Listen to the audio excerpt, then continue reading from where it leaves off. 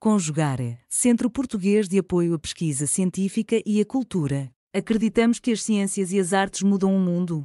O conhecimento transforma, e isso nos motiva. Jornada Internacional de Iniciação Científica e Extensão Universitária GICEL 2025, realização dias 25, 26 e 27 de novembro. Bom dia, eu sou Gabriel Cordeiro, sou graduando em Engenharia Mecânica pelo Instituto Federal de São Paulo, faço pesquisa no Laboratório Cisplexus da Unesp e também essa pesquisa é fomentada pela FAPESP, Agência de Incentivo à Pesquisa do Estado de São Paulo, o qual agradeço todo o apoio moral e financeiro. Saúdo também o professor Fábio Roberto Chavaretti, a Letícia Gomes, por todo o apoio durante e pesquisa desse artigo. Esse artigo tem o título Controle Adaptativo de Sistemas Caóticos, uma aplicação do agendamento de ganho à neurociência computacional. É importante a gente definir alguns conceitos da bioengenharia, como o sistema nervoso, que é formado por bilhões de células nervosas, tendo o principal deles sendo o neurônio que nós podemos ver na figura 1, o neurônio motor e o neurônio sensorial. Pegando um preâmbulo e fazendo uma comparação, nós conseguimos pegar as alterações de voltagem do fluxo de corrente e fazer uma comparação eletricamente excitáveis, né? Então essas células elas são excitáveis e fazer uma comparação com um circuito elétrico que vai abranger unidades repetidas e que nós vai ser importante para o nosso trabalho. Aqui nós temos os nossos objetivos, então é desenvolver um controlador adaptativo que vai fornecer parâmetros muito sólidos para o controlador LQR quando a gente está trabalhando com sistemas caóticos com uma sensibilidade às condições iniciais. Depois disso, a gente vai aplicar uma metodologia para a neurociência, uma metodologia computacional, com a ênfase em sistemas neurais não lineares, que é importante para a nossa aplicação. E depois o desempenho, a robustez e a estabilidade desse controle em diferentes cenários. Então, a grande inovação, versatilidade desse trabalho é a gente conseguir aplicar em diferentes situações e a gente conseguir ter essa sensibilidade às condições iniciais, quando tratamos em sistemas dinâmicos, aplicada e com um alto poder de desempenho e robustez. Entrando um pouco da nossa metodologia, a gente consegue aplicar o modelo, pegar como referência bibliográfica também do Hoechlin e do Huxley, que eles contribuíram para a membrana com três contribuições significativas de correntes iônicas: a corrente de potássio, a corrente de sódio e a corrente iônica de vazamento, que ela vai ser calculada, que ela vai ser encontrada pelo fluxo de íons que a gente vai ter entre o cloreto e o bicarbonato. Esse circuito ele foi desenvolvido através de uma membrana, de um axiônio gigante de Lulas, que a gente conseguiu comparar a voltagem independente desses dois sistemas. Então a gente consegue ver um sistema iônico com um circuito básico muito bem definido, que a gente consegue trabalhar com esse circuito elétrico que eu tinha comentado na introdução. Na figura 2, nós podemos ver a condutância, então nós temos o capacitor C, depois nós temos as condutâncias de sódio, de potássio e a condutância de vazamento, explicada no slide anterior, e a gente consegue também ver o potencial da membrana V, que nós vamos ver uma corrente injetada no começo do nosso sistema, que ela vai ser uma célula eletrônica vindo de outras partes da célula. E aí, quando a gente tem esse circuito do Hawkins e do Huxley, a gente consegue ver uma característica muito importante que eu tinha comentado nos nossos objetivos, que é a sensibilidade às condições iniciais. Essa sensibilidade, essa aleatoriedade, essa perturbação, essa imprevisibilidade, a gente consegue definir como sendo um caráter de definição mesmo de sistemas dinâmicos, caracterizado por essa sensibilidade às condições iniciais, e que a gente vai poder ter um modelo do Marshall-Rose muito quantitativo ao fenômeno do burst neuronal. Então a gente vai conseguir aplicar a neurociência utilizando uma interdisciplinaridade entre a engenharia, sistemas dinâmicos, a bioengenharia também, que é importante. Então a gente vai conseguir trabalhar nesse sentido.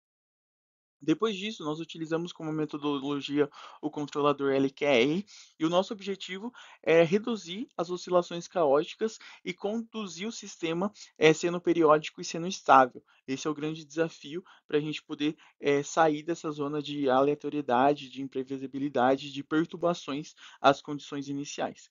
Depois disso, nós vamos ter a nossa função de controle, que vai depender a partir apenas do tempo, define a nossa trajetória e depois também a gente vai ter a nossa função de controle que vai permitir a estabilização dos nossos desvios, né? E a gente adotou um critério que é o mínimo funcional quadrático, que vai estabelecer a, uma trajetória proposta, e aí a gente vai trabalhar com o LQR e com essa contribuição metodológica que a gente vai conseguir ter os descritos da literatura e uma programação de função das variáveis para a gente trabalhar com malha fechada. Aqui eu apresento nossas equações governantes, então nós vamos ter a formulação do nosso problema de controle. Então nós temos o nosso vetor de controle, ele vai ser trabalhado com a retroalimentação, que é o controle feedback que nós encontramos nos nossos livros, e uma resposta linear. Então nossos vetores U está escrito pela equação 4 e a gente consegue definir em função do nosso vetor Y. Posteriormente, nós vamos para as equações 6, 7, 6, 7 e 9, e que nós vamos conseguir ter, por meio da derivação e por meio da nossa matriz Q simétrica, a gente vai chegar na nossa matriz expressa.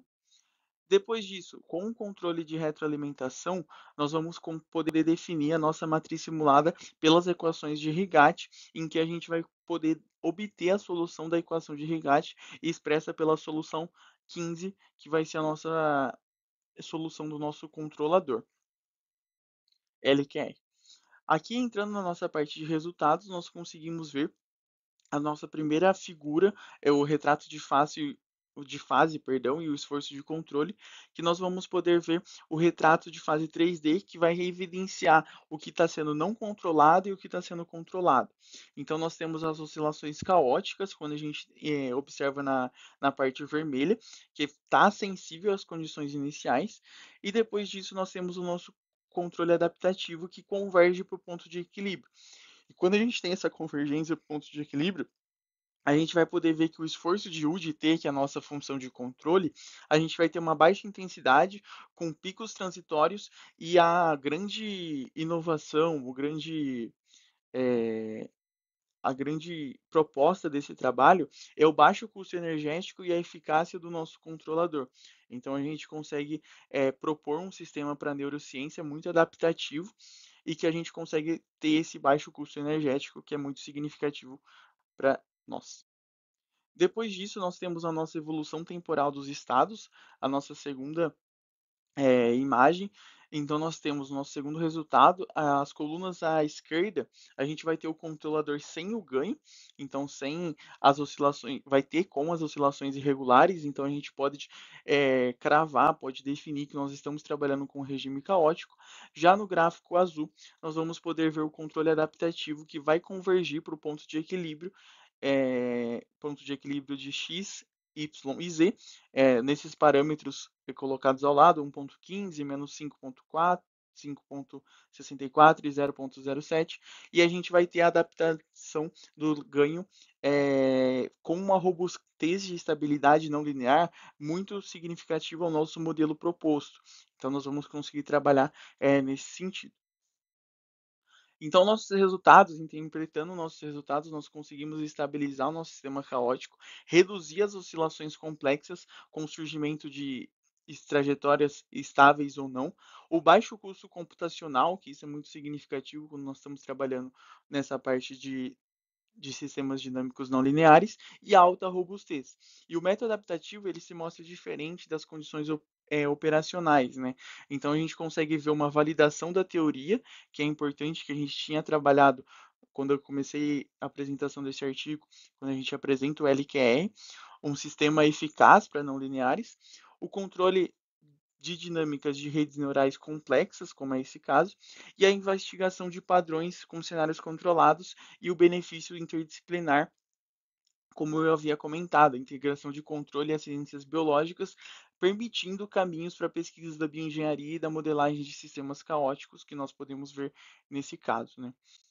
Depois disso, nós podemos ter como resultado também a estabilização do sistema caótico. Então, utilizando o controlador adaptativo, a gente consegue ter ganhos na realimentação, no controle feedback, suprimindo nossas oscilações caóticas e conduzindo para o modelo neuronal que vai ser proposto para um ponto de equilíbrio, que eu tinha apresentado nos resultados.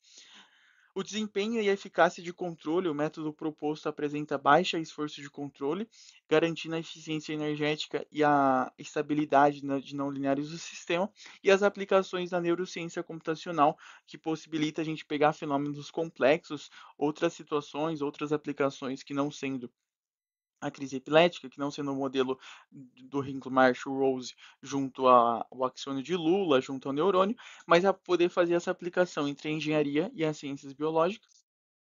E partindo para a nossa parte de conclusão, nós podemos ver o controle adaptativo, que ele vai ser formado por LMI, vai ter esse critério de estabilidade quadrática, que isso permitiu para a gente a redução de oscilações quadráticas, né? Então a gente consegue ver as oscilações caóticas com uma alta sensibilidade às condições iniciais e a falta de órbitas periódicas estáveis. Então a gente conseguiu, por meio do critério da estabilidade quadrática, permite isso.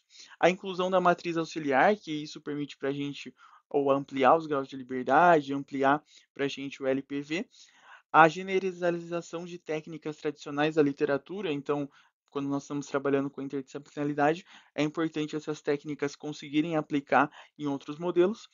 A eficácia de cenários complexos, que isso quando a neurociência computacional exige, a bioengenharia e sistemas não lineares, e também o potencial de aplicações futuras em estratégias robustas e adaptativas de controle. Então, quando nós estamos trabalhando com o controle, é sempre importante ter essa visão crítica de nós podemos trabalhar com controle adaptativo. Aqui eu deixo as nossas referências, algumas das nossas referências utilizadas. Muito obrigado pela atenção. Agradeço a oportunidade de apresentar na Jornada Internacional de Iniciação Científica e Extensão Universitária. Agradeço à FAPESP, ao Laboratório Cisplex, ao Instituto Federal Campus Araraquara, ao Unesp, o professor Fábio Roberto Chavaretti. Deixo o meu contato, fico à disposição para eventuais sugestões e contribuições para essa pesquisa. Muito obrigado. Realização: Conjugare, Centro Português de Apoio à Pesquisa Científica e à Cultura. Apoio: Editora Cravo. Inscreva-se no canal, comente, curta e compartilhe. Obrigado por assistir.